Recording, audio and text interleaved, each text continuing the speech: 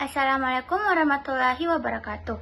Perkenalkan, nama saya Isti Nurjia dari program studi Agroindustri A NIM 2322060006. Jadi di sini saya akan mempresentasikan sebuah rangkuman dengan mata kuliah Teknologi Pengolahan Hewani dengan modul Penanganan dan Pengolahan Hasil Perikanan Moluska dan Krustasea.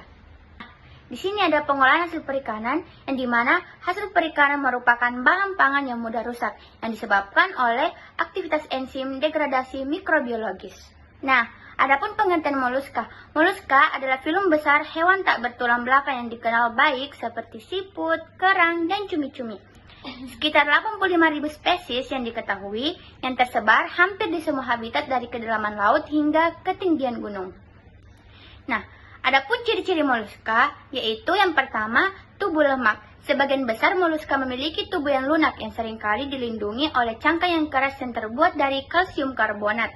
Yang kedua, mantel. Sebuah lapisan tebal jaringan yang menutupi tubuh mereka dan pada banyak spesies menghasilkan cangkang. Yang ketiga, ada rongga mantel. Ruang antara mantel dan tubuh yang sering berfungsi dalam respirasi dan ekskresi. Dan yang keempat, ada radula.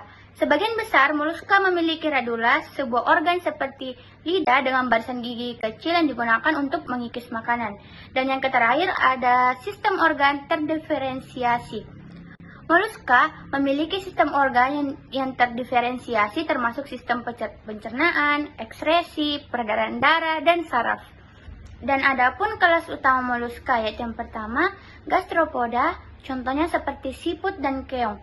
Yang kedua, bivalvia, contohnya kerang-kerangan. Yang ketiga, cephalopoda, seperti sotong, cumi-cumi, dan gurita. Yang keempat, ada polyplacopora atau chitons. Yang terakhir adalah scapopoda, yaitu kerang gading.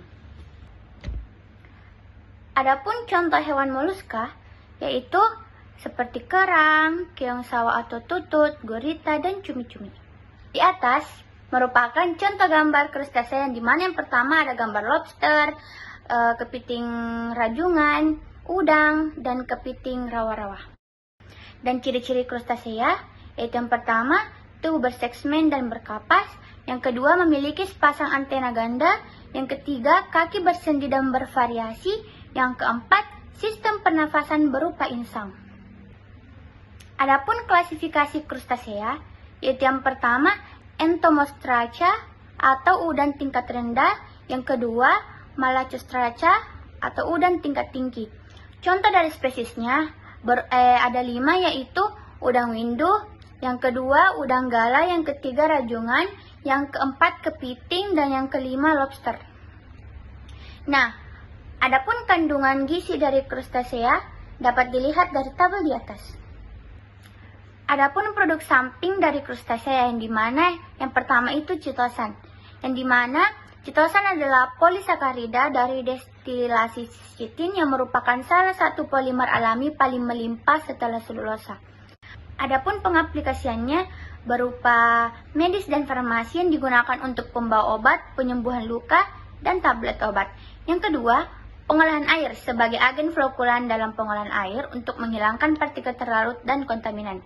Yang ketiga, pertanian, dan yang keempat ialah industri makanan.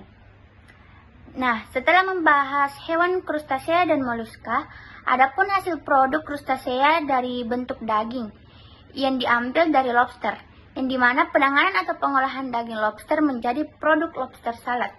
Langkah-langkah pengolahannya yaitu yang pertama, pemilihan lobster. Dalam pemilihan lobster, pilih lobster yang segar dan hidup. Pastikan lobster tidak memiliki tanda-tanda kerusakan atau kematian sebelum waktu pemrosesan. Yang kedua, ada imotilisasi. Sebelum memasak, lobster dapat dimotilisasi dengan menempatkannya dalam air es selama beberapa menit. Ini membantu menjaga kualitas selera.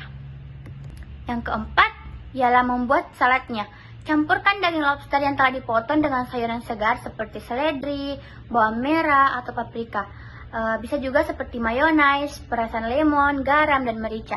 Secukupnya, aduk semua bahan hingga tercampur rata. Dan yang terakhir ialah penyajian. Lobster salad dapat disajikan dalam mangkuk atau di atas roti sebagai sandwich. Dan adapun jika kita tidak bisa mengonsumsinya, maka kita bisa menyimpannya jika tidak langsung disajikan. Lobster salad dapat disimpan dalam lemari es dalam wadah kedap udara selama 1-2 hari. Pastikan untuk menghindari kontaminasi silang dengan bahan makanan lain. Mungkin itu yang sempat saya sampaikan. Apabila ada kekurangan mohon dimaafkan. Saya akhiri dengan ucapan akhirul kalam minallahi musta'wa wa ilaihil itikal. Assalamualaikum warahmatullahi wabarakatuh. Terima kasih.